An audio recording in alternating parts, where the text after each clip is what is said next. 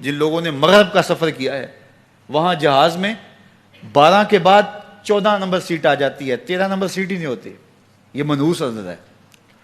یعنی آج وہ کہیں اڑانے بھر رہے ہیں اور کہاں سے کہاں پہنچ گئے ہیں، لیکن یہ ذوف الاعتقادیہ پوری دنیا کے اوپر موجود ہے. تاریخیں مخصوص ہیں کہ ان تاریخوں کو شادی کرو گے تو برکت ہوگی، اگر ان کے علاوہ کسی اور تاریخ میں شادی کرو گے تو ٹوٹ جائے گی. ہمارے ہاں بھی کچھ لوگ کہتے ہیں کہ سفر کے مہینے میں شادی ہو تو شادی کامیاب نہیں ہوتی، اور اگر کامیاب ہو بھی جائے تو اولاد نہیں ہوتی، اولاد ہو بھی جائے تو نیک نہیں ہوتی. عجیب فلسفہ ہے. سیدہ فاطمہ تو زہرا رضی اللہ تعالی عنہا کی شادی حضرت سیدنا علی المرتضیٰ رضی اللہ تعالی عنہ سے سفر کے مہینے میں ہوئی.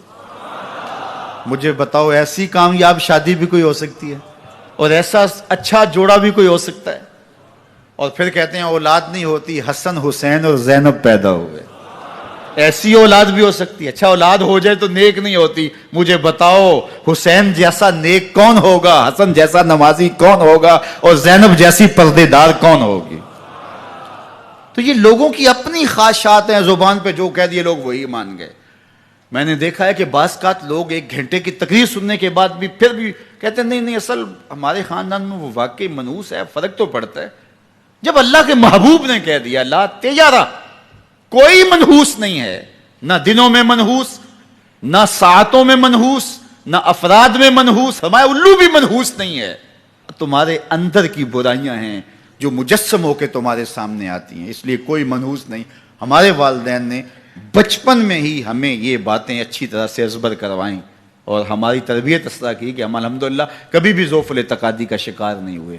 تو آپ بھی اپنی اولادوں کی ابھی سے ایسی تربیت کریں کہ ان کا توکل اللہ پر ہو، ان کا توکل اللہ کی بابرکت ذات پہ ہو، اور وہ اسی پہ بھروسہ کرنے والے ہوں. جب اس پہ بھروسہ کرنے والے ہوں گے تو زندگی سوکھی گزرے گی. کبھی مشکل آ بھی جائے گی تو پریشانی نہیں ہوگی کہ دیکھیے کبھی خنداں کبھی گریاں، کبھی اللہ کچھ عطا کرتا ہے کبھی کچھ عطا کرتا ہے. وہ محمود غزنوی کو بوڑھے لوگ محبوب تھے، لیکن سب سے زیادہ محبوب ایاز تھا. تو ایک دن اس نے اس کو خربوزہ دیا تو وہ چٹخارے لے کے کھا رہا تھا. بادشاہ نے چکھا تو وہ کڑوا تھا. کہا ایاز یہ تو کڑوا ہے. تو کہا کہ حضرت ہاں کڑوا ہے. تو کہا پھر تم مزے سے کھا رہے ہو. کہا ساری زندگی ساتھ سے میٹھی نعمتیں کھائی ہیں، آج ایک کڑوا مل گیا تو پھینک دوں. جب اس پہ توکل ہوگا تو کبھی تکلیف آئے گی تو بندہ کہے گا کوئی بات نہیں، جے سونا میرے دکھ وچ راضی تے میں سکھ نو چلے ڈاواں. تو بندہ کہے گا ٹھیک ہے کوئی بات نہیں ہے، یہ اس پہ بھی میں خوش ہوں. تو جب توکل اس پہ ہوگا تو پھر بندہ اس تکلیف میں بھی لذت لینے کا راستہ نکال لے گا. اور اگر یہ ہو کہ اس منحوسہ کی وجہ سے یہ سب کچھ ہوا ہے، کچیچیاں چڑھیں گی اس کے اوپر کہ اس نے یہ کیا ہے، مار ہی دوں قتل کر دوں، اس کو چھوڑوں نہ، زمین پہ رہنے کا حق ہی چھین لوں اس سے کہ اس منحوسہ کی وجہ سے یا اس منحوس کی وجہ سے یہ ہوا ہے. کوئی کسی کی وجہ سے نہیں ہوتا. یہ ہماری اپنی بدعمالیوں کی سزا ہے. اگر کوئی ہمیں نقصان در نقصان ہو رہا ہے تو توبہ کریں، اپنے گناہوں پہ غور